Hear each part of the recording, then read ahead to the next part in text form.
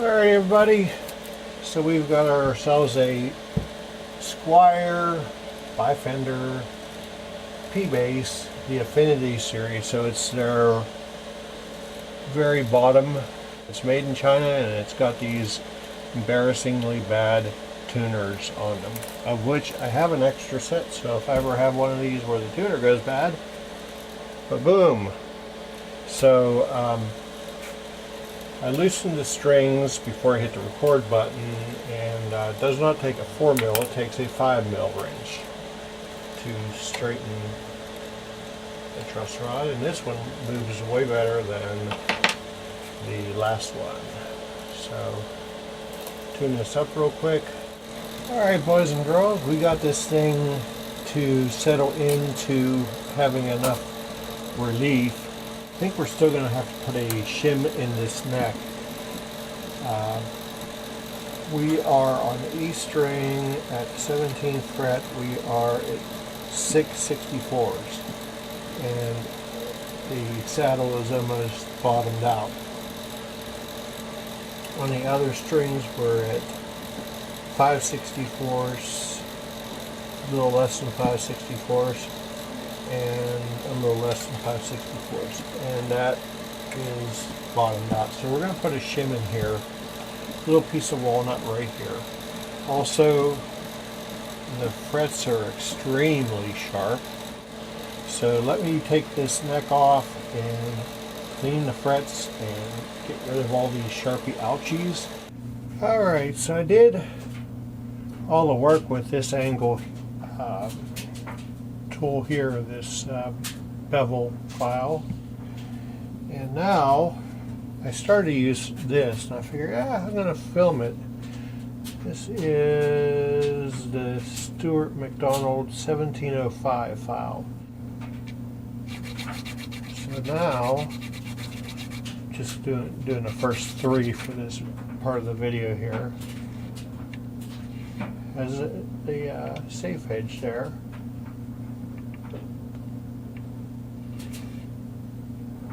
And yeah, I'm happy with that.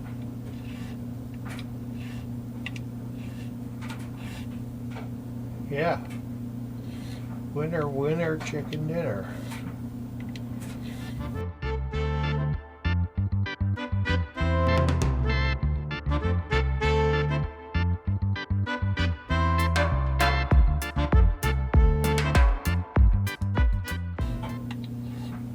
Safe edges, you don't have to worry about marking things up.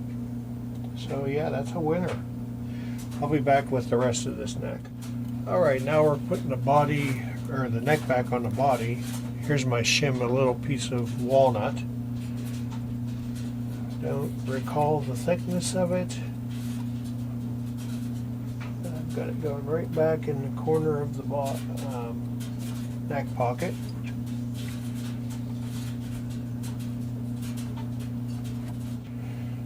Set the neck in through the pocket. Get one of the screws.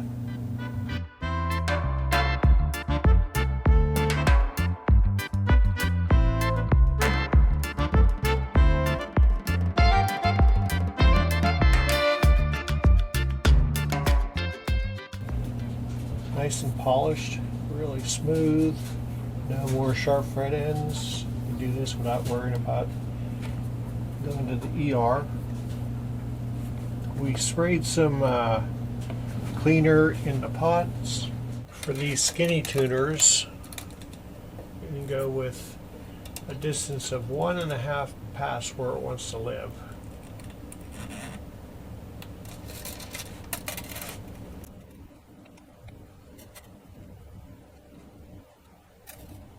And I did to make sure that the nut is cut for 105s. And it said no problem.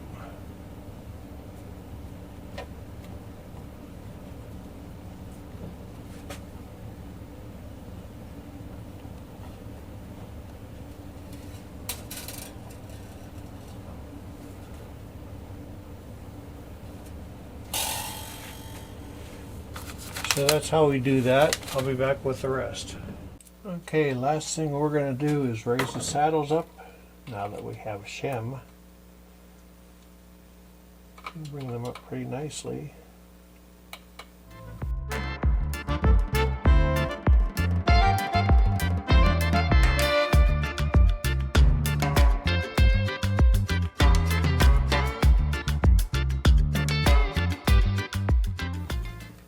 Let's see.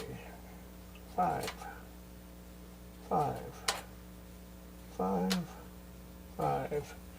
What's our relief like? Not that it's not going to change overnight. Ah, there it is.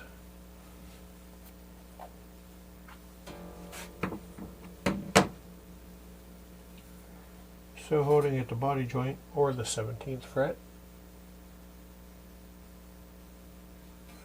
That's pretty good.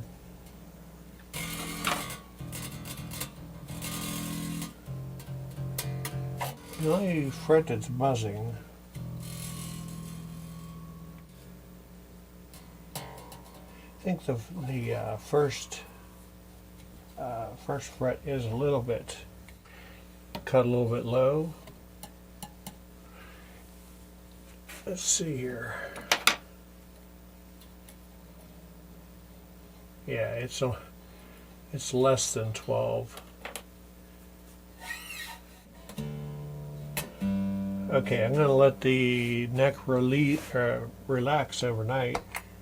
Put on a stand, and we'll let it come. We'll come back and see what it looks like in the morning. It's bedtime anyhow. Got it all strung up and all the frets polished and everything. I can't remember where I left off the last video. Anyhow, the E string was rattling open.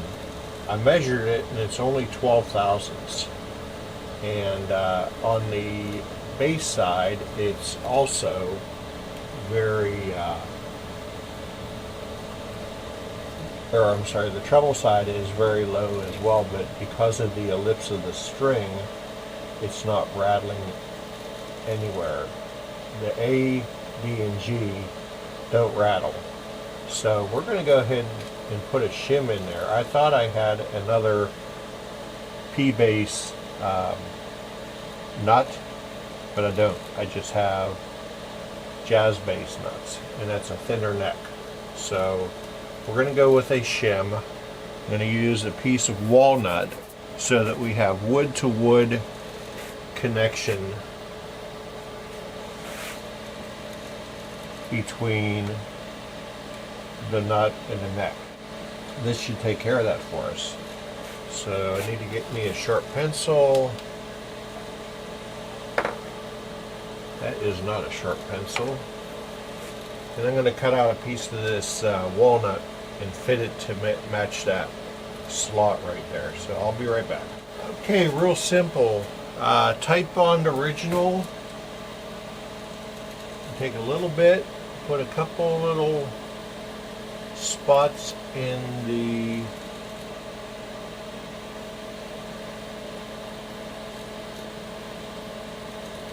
slot that the nut fits in.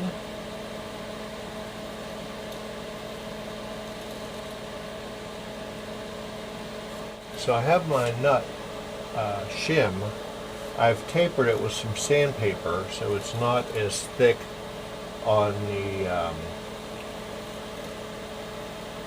treble side compared to the bass side. So we're just going to drop it in here.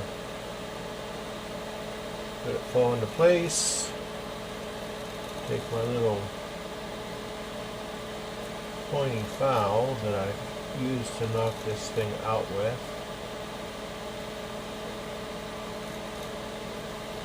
Okay, make sure we have glue contact there, and then we're going to take a little bit and we're going to put this on the top of the shim itself.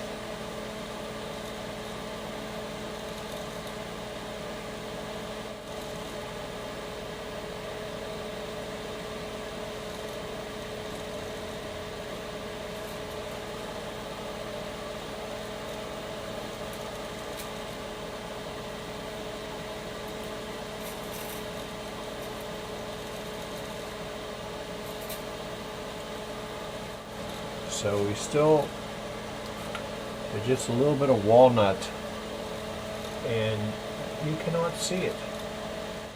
Now we can do our pickup height, and then we'll do the intonation. Do this first, because if the pickups are too high and you go to set your intonation, the magnets are pulling on the strings, well, that ain't no good.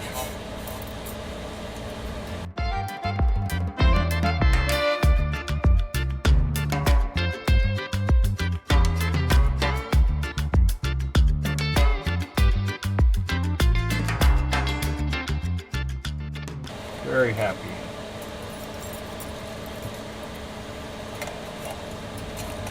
Very happy. Okay, let's check our intonation.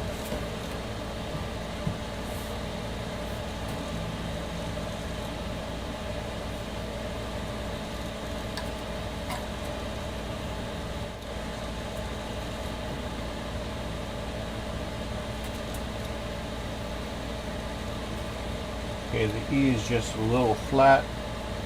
Usually the direction the arrow's going is the direction you want the saddle to go. So if it's flat, the saddle's going to go that way. If it's sharp, meaning the needle's to the right of the note, the saddle has to go back. So push in, because sometimes the string is holding the saddle down, and you want to move the saddle bit. Instead, the screw unscrews itself, so push it back in. That'll move the saddle forward.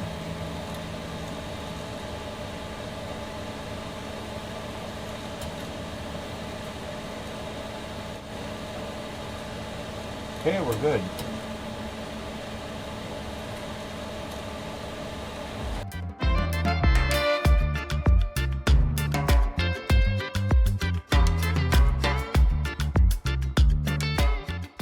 Okay,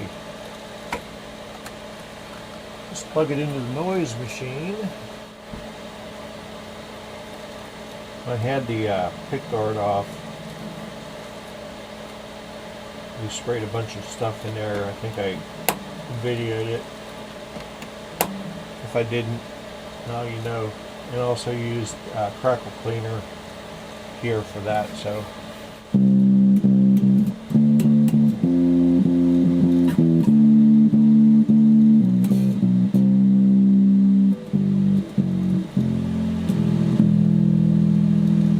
Fuzzy Wuzzy sounds like a bass. Thank you for joining us down here in the underground lair. If you need your guitar brought up to par, send me an instant message on the Facebooks.